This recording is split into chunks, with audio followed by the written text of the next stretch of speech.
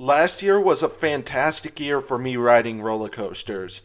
I got on 43 new credits and went to Cedar Point and Six Flags Great America for the first time.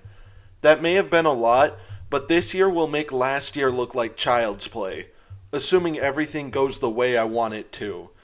This year, I'll likely get on 45 to 50 new credits, and I've arranged the 15 I'm most excited for and ranked them based on excitement for this video. With that out of the way, let's get into the video. Starting off this video, I have All-American Triple Loop at Indiana Beach. This ride is only on here because of how bad I've heard it is. I know the park has removed the old restraints, but that likely made the ride only slightly less terrible. Given that I've only ridden one bad roller coaster, Napuco at Lost Island, I'm curious to know what another bad roller coaster would feel like. The same can be said for the next roller coaster, Swiss Toboggan at Little America. The only reason I have this one higher is because it seems to be worse to me than All-American Triple Loop. In 13th place for this video is Zippin' Pippin' at Bay Beach. This coaster looks to have loads of floater airtime. Of course, I'm excited to experience that ejector death hill as well. Even the turnarounds look to have decent laterals. The only reason it's not higher is because the layout doesn't look particularly unique to me. It may not be as legendary as some people, airtime thrills, claim, but it does look great with airtime for days. Up next, I have Lost Coaster at Indiana Beach. CCI just had to make their last coaster their weirdest one. The drops on this ride look to be no more than 10 feet, but some of those turns look to pull wild laterals. Combined with the indoor setting for a good portion of the experience, it will likely make me feel unsafe because of the near-miss moments, in the best way possible. All of this weirdness puts it as one of my most anticipated credits of this year. Next up is Mamba at Worlds of Fun. Normally this wouldn't be in my most anticipated list, but this ride has the possibility of being what I wanted out of Wild Thing at Valley Fair. I heard that the park now runs this ride without trims, which would let there be airtime in the second half, unlike Wild Thing. It likely wouldn't be at the same level as Magnum, but it would have the quality Wild Thing still needs, which is why I placed it on this list. Taking the 10th spot is Shivering Timbers at Michigan's Adventure. Here we are again with this ride being featured in a video explaining my most anticipated credits. Since making that last video, I've remembered that I have been on a couple wooden coasters with constant streams of airtime hills. But their airtime looks to pale in comparison to this ride. This ride's airtime looks to be strong floater throughout the whole layout, which is really impressive for a ride of this height and length. It honestly looks to rival the amount of airtime on Steel Vengeance. Despite getting on many more coasters last year, I'm still just as excited to ride this ride this year as I was last year. Taking the next spot is Outlaw Run at Silver Dollar City. This ride seems to have one of the best combinations of terrain usage and quality. There's a bunch of unique elements on this ride that especially separate it from the only RMC Woody I've ridden, Goliath at Great America. To put the cherry on top, this ride apparently has one of the best night rides out there. All of that boosts my anticipation for this ride exponentially. Going into the next coaster, I have Wrath of Rakshasa at Six Flags Great America. For being a B&M dive coaster, this ride looks to be as far away from a ride experience as Valraven, the only other dive coaster I've ridden, is. This ride has a beyond vertical first drop and a bigger focus on inversions without a mid-course brake run. On top of that, it looks to have much better pacing. There may not be as much airtime, but that just means less airtime for the restraints to ruin. This is just another perfectly solid roller coaster to add to Six Flags Great America. At the 7th spot is Powder Keg at Silver Dollar City. My excitement for this ride solely comes from its uniqueness. From a lift hill in the middle of the layout to the literal change in track, this ride looks to deliver a weirdly positive experience. It also helps greatly that there's an abundance of airtime hills that apparently give great airtime.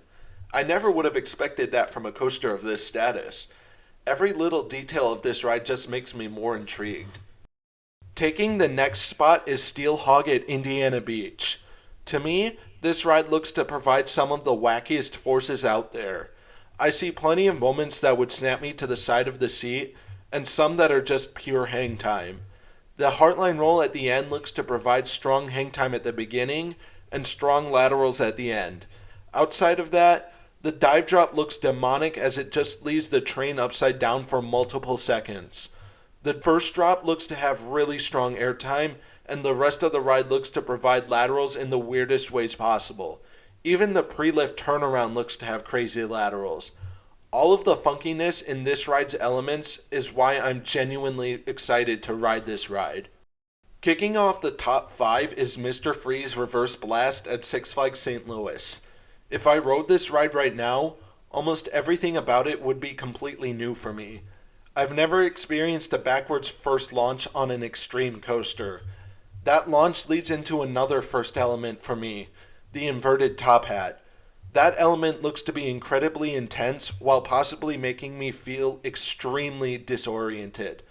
While the overbank afterwards may not be incredibly unique for me, it still looks to provide strong positives and still be a little disorienting for me.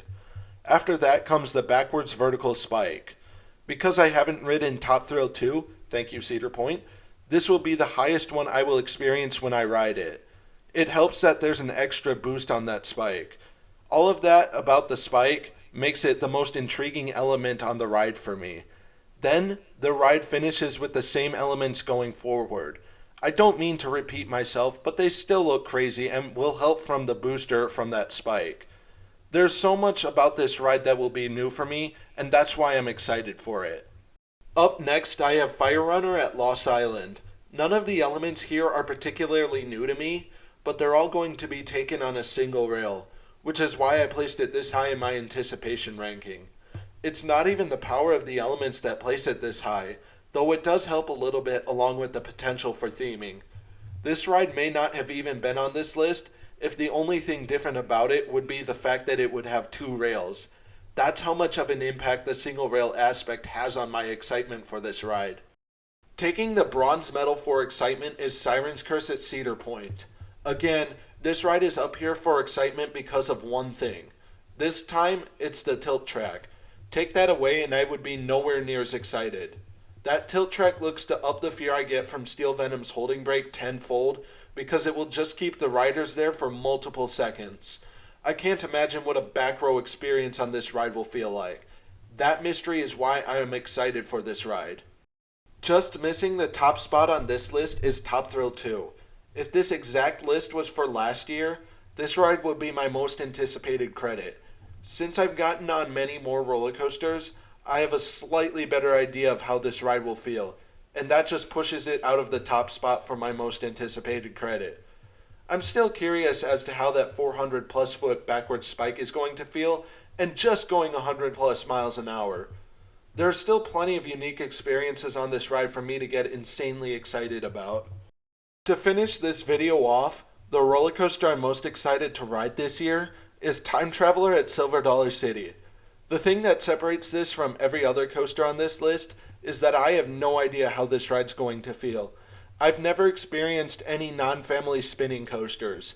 With the addition of inversions, this ride is guaranteed to overwhelm me in the best way possible. I'm most excited for the possibility of experiencing the airtime, inversions, and launches sideways. I've experienced inversions backwards, but never sideways. Sure, the spinning aspect is the only thing to put this ride on this list, but it covers the whole ride and provides a completely different feeling throughout the entire experience, which is why I place it as my most anticipated credit I will ride this year, and the coaster I want to make my 100th credit. That will wrap it up for this video. I sure as hell hope this video doesn't age like milk similar to my last one of this kind. Now, I'm more prepared to go cross country to experience all these rides, so I don't think it will. With all that yapping out of the way, I hope you all enjoyed the video, and I'll see you in the next one.